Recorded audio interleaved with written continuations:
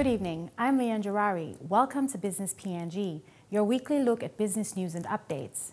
Recent statistics have estimated that 85% of Papua New Guineans are excluded from the formal financial sector and live a subsistence lifestyle well below the global poverty line.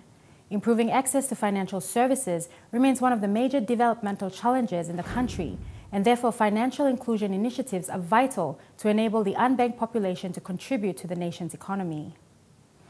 Financial inclusion is a major agenda of development right across the globe, with financial illiteracy as a serious hindrance to positive development. Financial inclusion is the process of ensuring access to appropriate financial products and services needed by all sections of the society in general, in particular vulnerable groups such as the rural population and low-income groups. Literacy is often a hidden hurdle to bringing financial inclusion to the unbanked. Systems that should work in theory break down when the illiterate are unable to learn how to use them. Financial inclusion objective is very clear. The objective is to extend financial services to the people who we call unbanked, meaning that they do not have bank accounts. They don't have access to any financial service, whether it be a credit facility or a deposit facility at all, or just advisory facilities or services that is not available to them. PNG is characterized by rugged terrains, scattered islands, and lacks basic infrastructures, making government services, including financial services, unreachable for most parts of the country. Improving access to financial services remains one of the major developmental challenges in the country, and a collaborative effort is needed to extend financial services to the unbanked majority. It is estimated that approximately 85% of the adult population is excluded from the formal financial sector and live a subsistence lifestyle well below global poverty line. Hence, financial inclusion initiatives are vital to enable the unbanked population to participate meaningfully in the monetized economy. The National Financial Inclusion and Financial Literacy Strategy was developed to implement the financial inclusion arm of the National Informal Economy Policy. It aims to achieve PNG's aspirations to increase financial service access while enabling competent financial users who are protected as consumers. The National Financial Inclusion and Financial Literacy Strategy 2014 to 2015 aims to promote the use of technology and agent network to increase financial services access in the country, as well as working closely with the Department of Education to introduce universal financial education for the next generation of Papua New Guineans, the youth. That they would like to see people empowered. So what we are doing is we took that strategy, it's also a national strategy, and we workshop it out with them, look at the content of the strategy, and they discuss it among themselves, how that strategy can be made relevant to their own settings. So then they responded to us, they told us what works, what doesn't work. And now they're going to roll it into their own processes, their planning and budgeting processes. This was the aim of the annual Financial Inclusion Expo by the Bank of Papua New Guinea, held at Kokopo last week.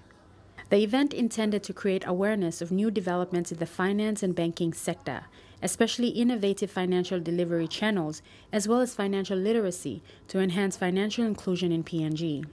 The intended benefits that we would like to see the people of East New Britain benefiting from this opportunity. Firstly is awareness. Knowledge is power. That's the opportunity for people to come in, ask questions, find out which institution is offering what products, and with that knowledge, then they can take the next step of actually opening accounts. East New Britain alone has the second highest number of financial institutions after the National Capital District. Due to this factor, the expo was held appropriately in the province. We chose Kokopo because Kokopo, by and large, is the second province with the largest number of financial institutions.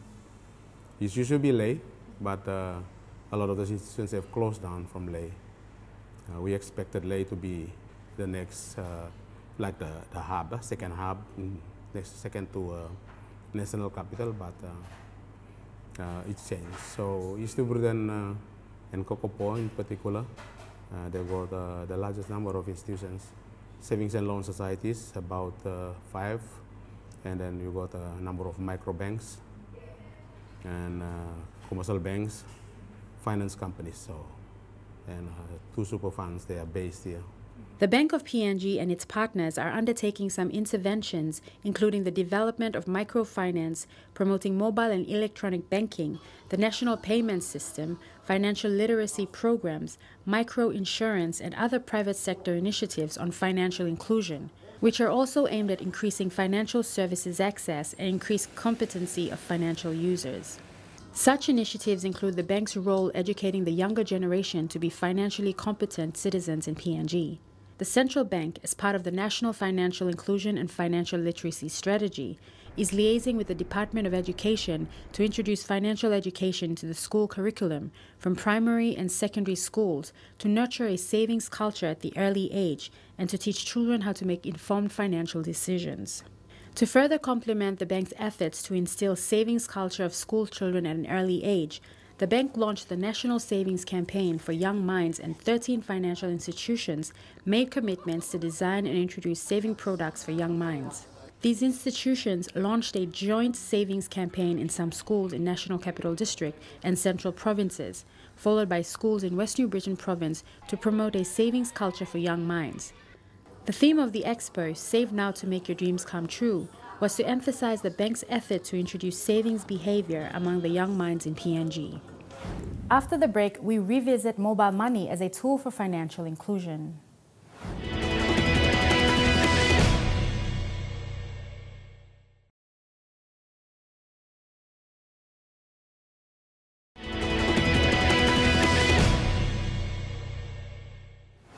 Mobile money is playing a critical role in financial inclusion by providing access to a growing number of banking services. More and more Papua New Guineans are choosing mobile banking due to its convenience and availability.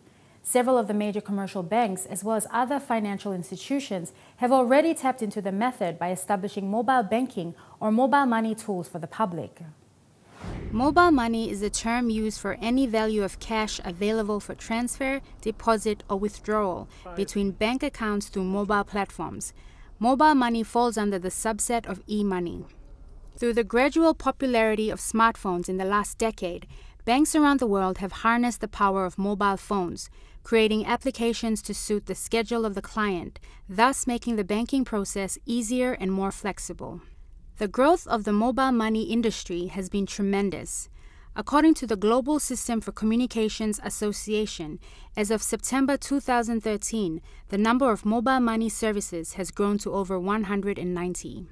Kenya's M-Pesa service is by far the most visible mobile money success story. M-Pesa, launched in 2007 by Kenyan network provider Safaricom in partnership with Vodafone, had over 1 million active users within 7 months. Other examples of mobile money services with significant market traction include Standard Chartered Bank's Breeze, Commonwealth Bank's Kaching, Dutch Bangla Banks Limited, and Square from the US. Currently in the country, there are a number of mobile money products available. Bank South Pacific offers the One Talk Money funds transfer solution performed via BSP mobile banking, in which funds can be transferred from a BSP account to anyone who does not have an account. It's a product that we promote to send to people without a bank account. So the person who sends the money, the transfer, they are a customer of the bank and a fully identified customer, but they're sending it to someone who doesn't have a bank account. So we call it a domestic remittance, and it's just going to someone who has previously been unbanked. With ANZ's Go Money, one can send money to family or friends, pay bills or transfer funds between ANZ, all using a mobile. Digicel Sell Money is a financial service that allows subscribers to deposit and withdraw and transfer cash, buy and send top-up and pay bills from the Digicel mobile phones. As part of our roadmap for mobile money in PNG, we launched Digicel Sell Money in July 2011. As our wallet is a non-bank-led wallet and it's primarily used for basic functionality, storing funds, transferring money, depositing, withdrawing.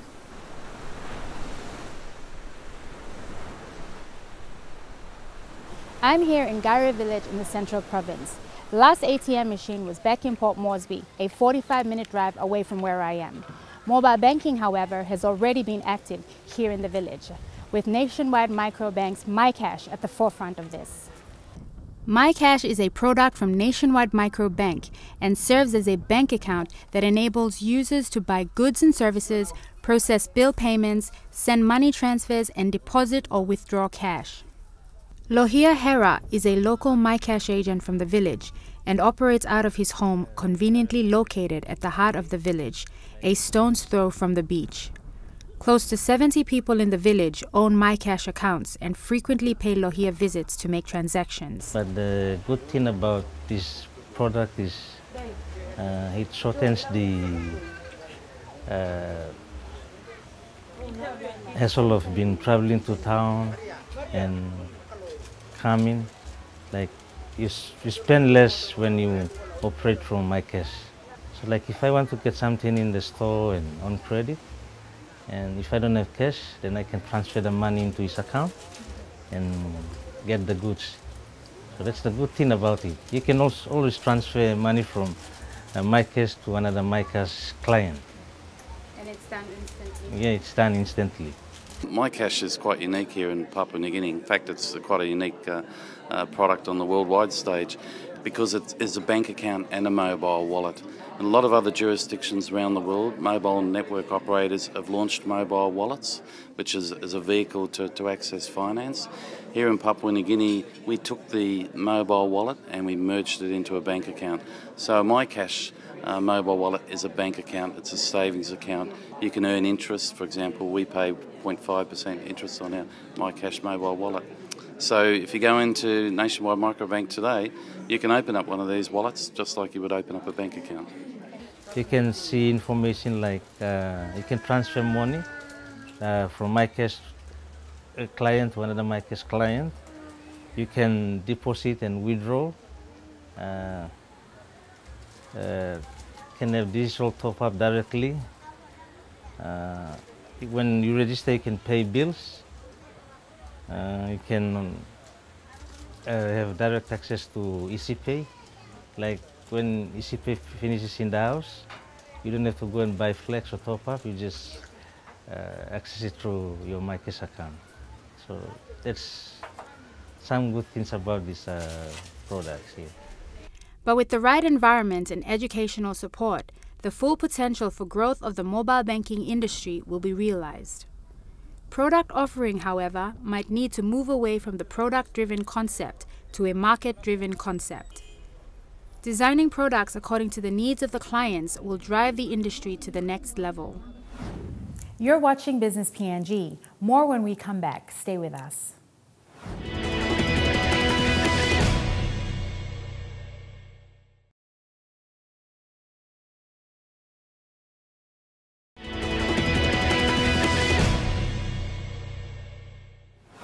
General Electric recently opened its new office in Port Moresby and announced the appointment of Peter Loco as the company's country head in PNG.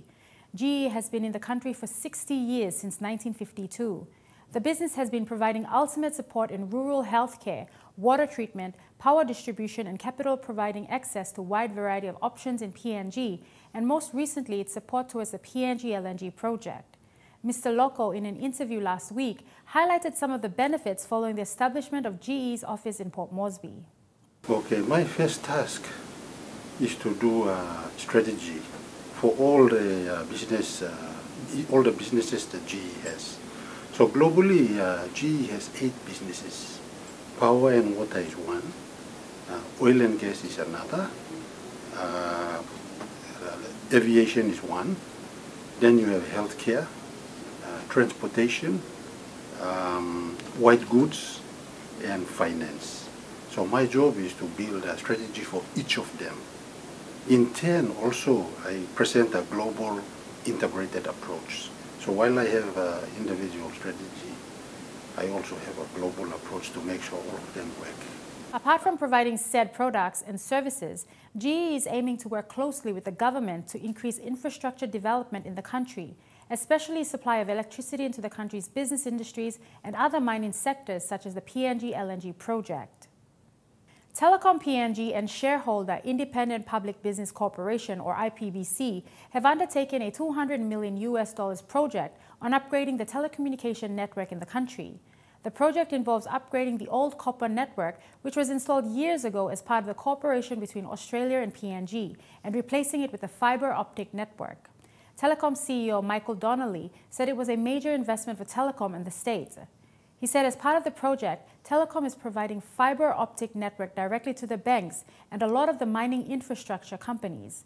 The banks are eager to have fiber directly to their premises that enables them to deliver highly efficient services to their customers, where connectivity is maintained all the time. The government wants to deliver services that can be transacted electronically, and this project accommodates the future capacity of business and private sector uses of these services. Air Niugini has appointed publisher Business Advantage International to produce Air Niugini's flagship in-flight magazine, Paradise. Business Advantage International will replace current publisher Fiji-based Islands Business International from the next issue, due in September 2014. According to Air Niugini's Chief Executive Officer Simon Fu, Business Advantage International knows PNG well as publishers of PNG's flagship annual investment guide, Business Advantage Papua New Guinea, as well as many other first-class publications. As part of the new arrangement, the magazine will be progressively redesigned with content closely tailored to the interests of those using Air Niugini's international flights. And that's the end of our show. For more business news, if you would simply like to view this episode again, visit MTV online. That's mtv.com.pg/business. Until next week, have a pleasant evening. I'm Leon Jarari, and this is Business PNG.